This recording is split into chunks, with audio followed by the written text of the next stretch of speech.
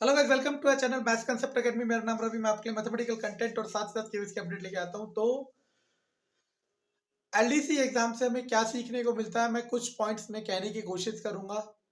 और पीआरटी वालों के लिए डिटेल वीडियो आएगी जिसमें आपको टॉपिक वाइज बताया जाएगा कि ये आपके लिए बहुत इंपॉर्टेंट है। लेकिन एक ओवरऑल पॉइंट जो पीआरटी वाले समझ सकते हैं वो क्या है, मैं बताता हूँ। सबसे पहली और सबसे जरूरी बात जो एलडीसी के एग्जाम में देखा गया और जो आपके एग्जाम में भी देखा जाएगा कि आपका कोई भी क्वेश्चन आपके गिवन सिलेबस से बाहर नहीं आएगा। जो केवीएस ने आपका ऑफिशियल सिलेबस दे रखा है उससे बाहर आपका कोई भी क्वेश्चन नहीं आएगा, सबसे पहली बात। ठीक है ना। तो जो सिलेबस दिया उसे बहुत अच्छे से करें। बाहर वही जाए सिलेबस से जिसने सिलेबस बहुत अच्छे से कर रखा हो। दूसरी बात, आपका जो भी क्वेश्चन आएगा चाहे वो किसी भी सब्जेक्ट का हो, चाहे मैथ्स का हो, चाहे आपका ईवीएस का हो, चाहे किसी का हो, वो डायरेक्ट क्वेश्चन नहीं आएगा। वो आएगा कंसेप्ट बेस्ड या फिर इम्प्लीमेंटेशन लेवल क्वेश्चन। मैथ्स में कह सकते हैं कि कंसेप्ट बेस्ड आएगा, मतलब डायरेक्टली नहीं आएगा।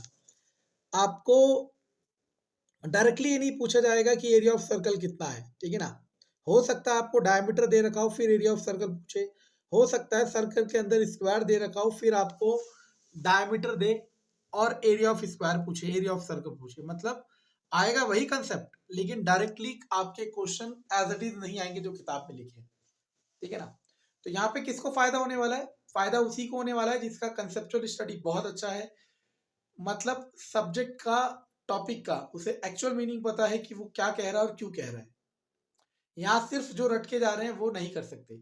और ये कंसेप्चुअल स्टडी करने का अभी भी एक अच्छा रास्ता है। लाइट चली गई भाई। और कंसेप्चुअल स्टडी या कंसेप्चुअल पकड़ बनाने का अभी भी एक आसान तरीका यही है, और पहले भी आसान तरीका यही था कि आप जो चीज़ें कर रहे हैं उसे पहले मल्टीपल टाइम्स करें, फिर उसके मैक्सिमम क्वेश्चंस लगाएं ताकि आप सोच पाएं कि क्वेश्चंस पूछने का और आपने जो पढ़ा है उन दोनों के बीच में डिफरेंस कहाँ तक आ पा रहा है। और इस चीज़ को दूर सिर्फ आप कर सकते हो, कोई और नहीं कर सकता। ठीक है ना। और लास्ट सबसे इंपॉर्टेंट बात जो मैं पहले से कहता आ रहा हूँ कि आप किसी के भी कहने पे ये मत देख सोचें कि वो कह रहा है कि ऐसा होगा, वो कह रहा है ऐसा होगा। केवीएस पीआरटी के बारे में तो कोई सच अभी नहीं हो सकता, क्योंकि यही एक ऐसा एग्जाम है जो हर बार कुछ नया करता है। ठीक है ना। मतलब अच्छा, पहली बात तो ये कि अब यहाँ लाइट बहुत जाने लग गई है और ये असली हार्ड स्टेशन बन गया, बहुत बहुत जाने लग गई। तो हाँ, तो केवीएस पीआरटी के बारे में पहले से प्रेडिक्शन नहीं करा जा सकता, क्योंकि ये हर बार पैटर्न चेंज करता है, हर बार पेपर नया आता है। तो अभी कोई कुछ भी कहे, अभी किसका सही होगा किसका गलत ये आपको नहीं पता।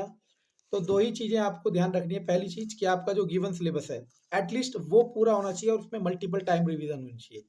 और दूसरी बात, क्वेश्चन मैक्सिमम क्वेश्चन ट्राई करो किसी भी बुक से, किसी भी टेस्ट सीरीज से, कहीं से भी, लेकिन वो गिवन सिलेबस के अंदर होना चाहिए ताकि आपके सोचने का तरीका बदल सके।